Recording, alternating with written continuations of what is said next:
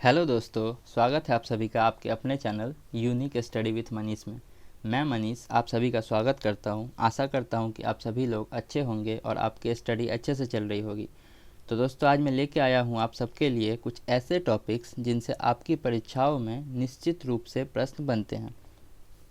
तो आइए दोस्तों शुरू करते हैं। लेकिन शुरू करने से पहले आप लोगों से ये अनुरोध है दोस्तों कि अगर आप लोग को यह वीडियो पसंद आए तो वीडियो को लाइक और चैनल को सब्सक्राइब जरूर करें। तो आइए दोस्तों, आज का आपका पहला टॉपिक्स है फलों सब्जियों में रंग कड़वापन का कारण।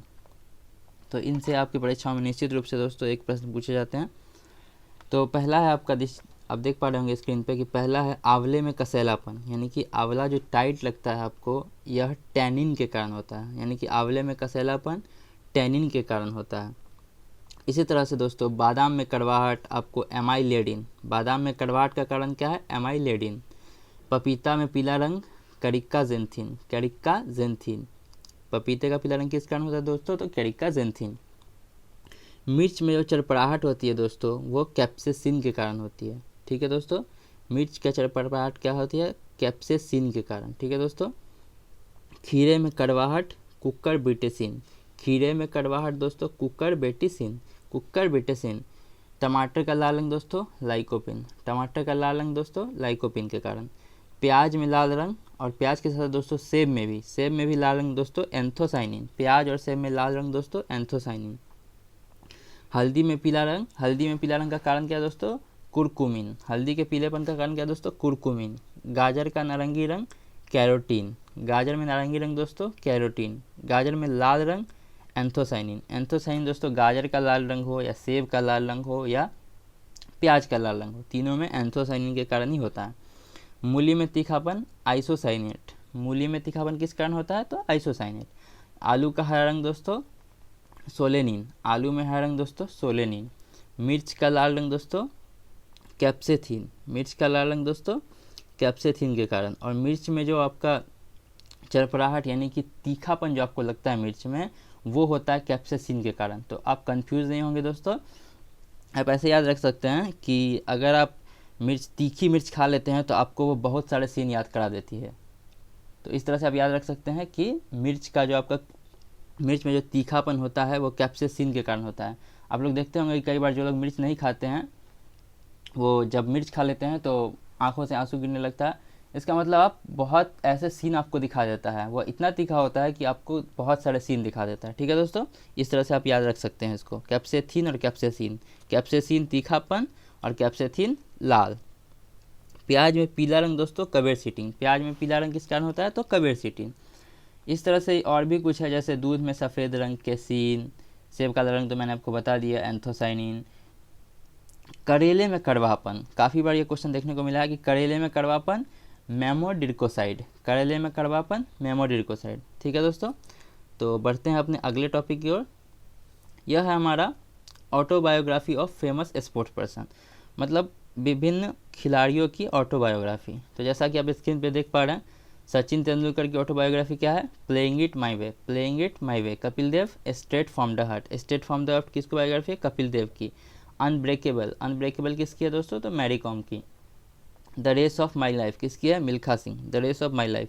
मिल्खा सिंह से क्वेश्चन बनते हैं दोस्तों कि मिल्खा सिंह का और एक नाम है, वो क्या नाम है?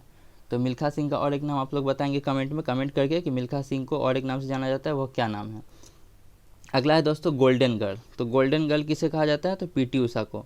पीटी उषा का भी एक अन्य नाम से जाना जाता है दोस्तों, क्या जाना जाता है? तो ये मैं आप सबको बता देता हूँ कि पीटी उषा को उड़न पड़ी के नाम से जाना जाता है। ठीक है दोस्तों, पीटी उषा को उड़न पड़ी के नाम से जाना जाता है। Saina Nehwal playing to win, playing to win किसकी आत्मकथा है?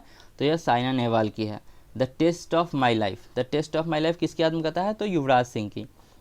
इस तरह से ही ace against odds, ace against odd किसकी आत्मकथा है? तो सानिया मिर्जा की। सनी डेज, सनी डेज किसकी में आत्मकथा है दोस्तों? तो यह सुनील गावस्कर की है। दोस्तों कई बार कई लोग धोखा खा जाते हैं, एक प्रश्न पूछा जाता है सुनील गावस्कर के कि लिटिल मास्टर किसे कहा जाता है? लिटिल मास्टर किसे कहा जाता है? तो लिटिल मास्टर में कई लोग सचिन तेंदुलकर उत्तर दे के आ जाते हैं। और यह एनटीपीसी के पहले दिन यानी कि 28 दिसंबर को जो एनटीपीसी का फर्स्ट शिफ्ट हुआ था, उसमें एक क्वेश्चन आया था और सचिन तेंदुलकर ऑप्शन बी ए में ही दे दिया गया था, इसीलिए बहुत सारे लोग मार के आ गए और वह बाद में पछता रहे। तो आप लोग याद रखेंगे कि लिटिल मास्टर कहा जाता है सुनील गावस्कर को और मास्टर ब्लास्टर कहा जाता है सचिन तेंदुलकर को। ठीक है दोस्तों, अगला है the greatest my own story.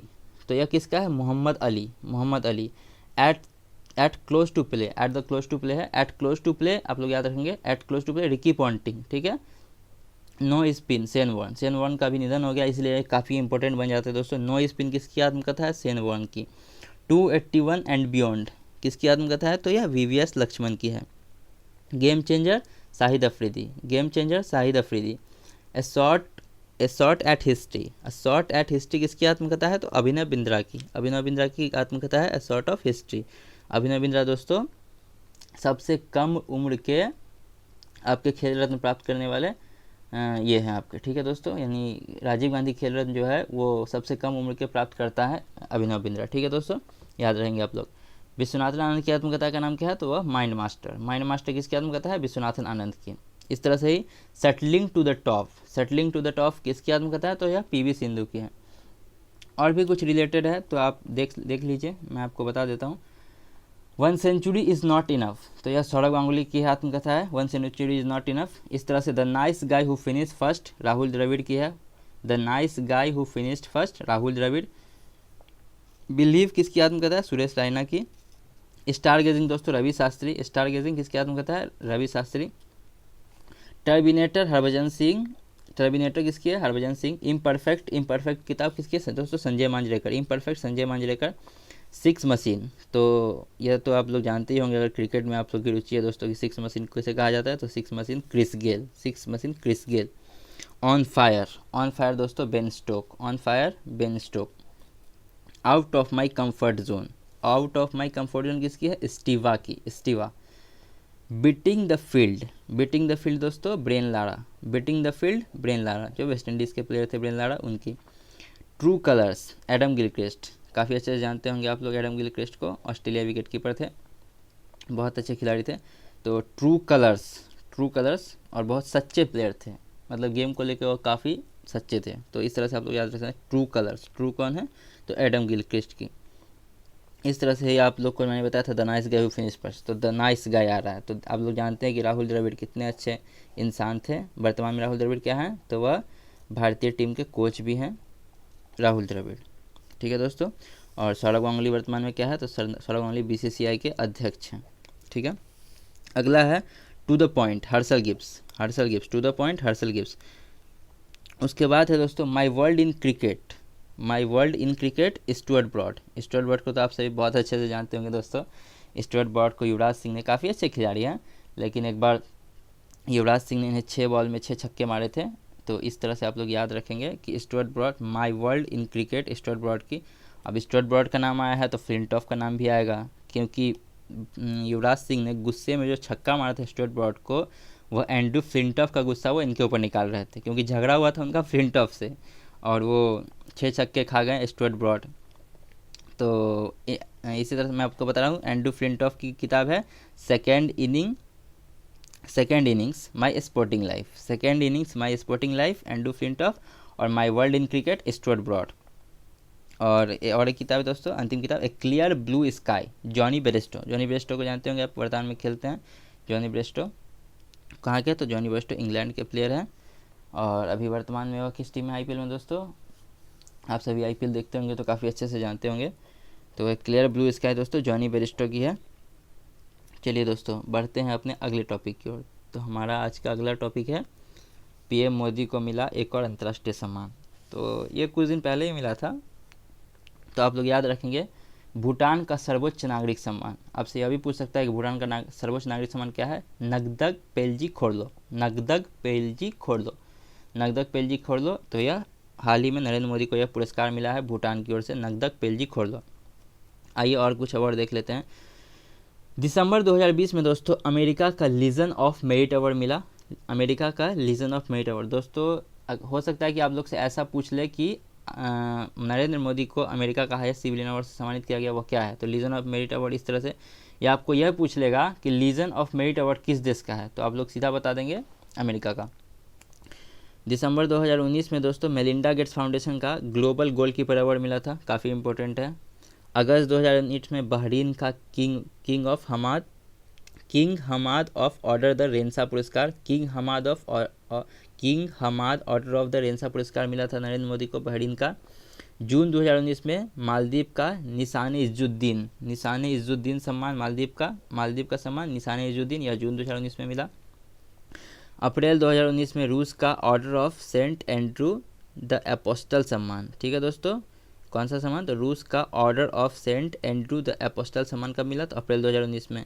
अप्रैल 2019 में ही एक और सम्मान मिला था यूएई का ऑर्डर ऑफ जायद सम्मान, ऑर्डर ऑफ जायद सम्मान, ठीक है दोस्तों। फरवरी 2019 में दक्षिण कोरिया का सियोल शांति पुरस्कार।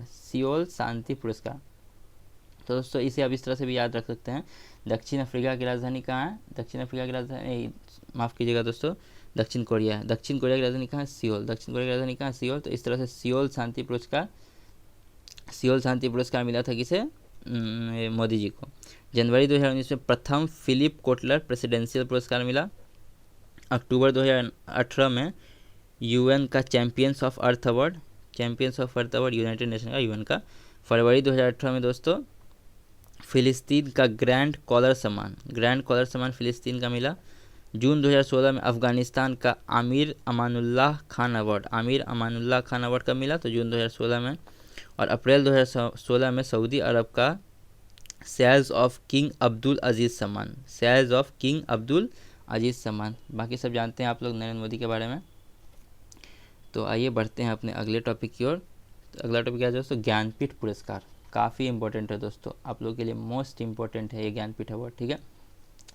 तो जैसा कि आप स्क्रीन पर देख पा रहे हैं, ज्ञानपीठ पुरस्कार संस्थापक साहू शांति प्रसाद जैन, स्थापना वर्ष 1961।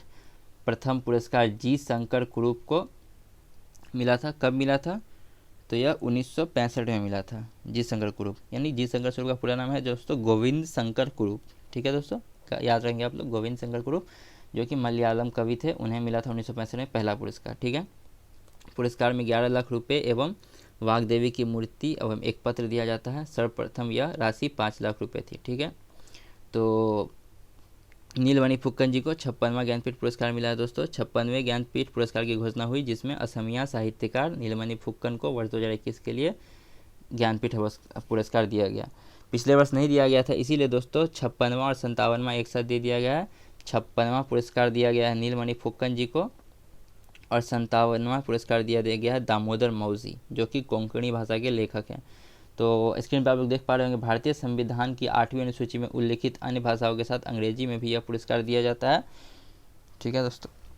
फुकन ज्ञानपीठ प्राप्त करने वाले तीसरे असमिया लेखक हैं। दामोदर मौजी कोंकणी लेखक के लिए दूसरा ज्ञानपीठ पुरस्कार है। तो आपसे यह भी पूछ सकता है कि किस भाषा के कवि हैं, तो आप लोग बता देंगे दोस्तों। ज्ञानपीठ पुरस्कार दोस्तों यह भारत का सबसे हाईएस्ट लिटरेरी अवार्ड है, ये भी आप लोग हाईएस्ट और ओल्डेस्ट भी कह सकते हैं, ठीक है। और 56वां 57वां देख लिया आप लोग। 55वां किसे मिला था, तो अक्कीतम अच्युतम नाम्बुथुरी को मिला था, यह भी मलयालम कवि थे, अक्कीतम अच्युतम नाम्बुथुरी, ठीक है दोस्तों। तो मैंने आप लोगों को बता दिया कि यह सबसे पुरानी एवं सबसे हाईएस्ट लिटरेसी अवार्ड है भारत का। तो दोस्तों आइए और भी कुछ पुरस्कार से जान लेते हैं। सरस्वती सम्मान जो कि के बिरला फाउंडेशन द्वारा दिया जाता है। प्रथम पुरस्कार हरिवंश राय बच्चन जी को दिया गया था, और 30वां 2020 का डॉक्टर शरण कुमार लिम्बाने को उनकी पुस्तक सनातन के लिए दिया गया था। इस तरह से ही और एक व्यास सम्मान भी आप लोग के लिए बहुत इंपॉर्टेंट हो जाता है दोस्तों। तो व्यास सम्मान यह भी के बिरला फाउंडेशन द्वारा ही दिया जाता है। कई बार सीधे ऐसे प्रश्न पूछ लिए जाते हैं कि व्यास सम्मान किस संस्था द्वारा दिया जाता है, तो आप लोग याद रहेंगे व्यास और सरस्वती दोनों के बिरला फाउंडेशन द्वारा दिया जाता है। यह फर्स्ट अवार्ड मिला था रामविलास शर्मा को, और 2020 में शरद पगाड़े को दिया गया था। शरद पगाड़े को उनकी किताब पाटलिपुत्र की सम्राज्ञी के लिए दिया गया था, ठीक है दोस्तों। तो आइए बढ़ते हैं अपने अगले टॉपिक की ओर। तो आज का अपना अगला और अंतिम टॉपिक है दोस्तों, भारत के संविधान के स्रोत। ये मैं आपको पिछले वीडियो में कुछ बता भी चुका था मौखिक रूप से, आज मैं लिखित रूप से आप लोगों के लिए लेके आ गया हूँ। तो संविधान सभा ने 26 नवंबर 1949 को संविधान को अपनाया, और यह 26 नवंबर 1950 को लागू हुआ। तो ठीक है दोस्तों, काफ़ी बार प्रश्न आते हैं कि संविधान के बनने में कितने पैसे खर्च हुए, तो आप लोग याद रहेंगे दोस्तों 63 लाख रुपए, 63 लाख रुपीज़ जो है आपका संविधान निर्माण में खर्च हुआ था। कुल समय 2 साल 11 महीने 18 दिन, 2 साल 11 महीने 18 दिन लगे थे संविधान बनने में। तो आइए देखते हैं कि कहाँ से क्या लिया गया है। तो भारत सरकार अधिनियम 1935 है दोस्तों, आपातकालीन प्रावधान, संघीय सिस्टम, राज्यपाल का कार्यालय, लोक सेवा आयोग, अंतिम स्वायत्तता। दोस्तों कई बार ये प्रश्न पूछा जाता है, आप लोगों ने प्रीवियस ईयर प्रश्न देखे होंगे तो उसमें पूछा गया है, आप लोग देखे होंगे कि सबसे अधिक संविधान के स्रोत कहाँ से लिया गया, तो यही आप लोग आंसर देंगे, भारत सरकार अधिनियम 1935 से सबसे अधिक लिया गया। ठीक है, अब अमेरिकी संविधान से क्या लिया गया, तो अमेरिकी संविधान से लिया गया मौलिक अधिकार। मौलिक अधिकार का अनुच्छेद यानी आर्टिकल कितना से कितना तक है दोस्तों, तो 12 से 35 तक। ठीक है, याद रहेंगे आप लोग, 12 से 35 तक मौलिक अधिकार है।